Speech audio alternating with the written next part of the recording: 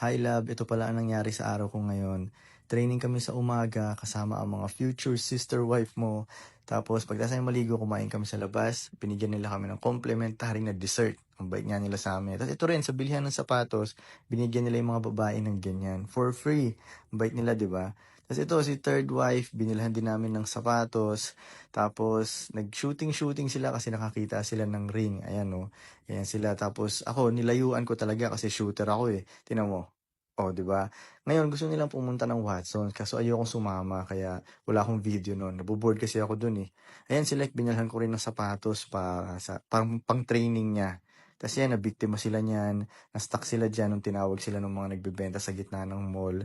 Tapos nagpaiwan na lang ako dito sa isang coffee shop kasi ayokong sumama mag-grocery sa kanila dahil nakaka-bored din 'yun. Tapos bumili kami ng milk tea kasi yun ang iinumin namin pagkakain kami ng dinner mamaya. So, malay mo, next time, ikaw na kasama namin dito.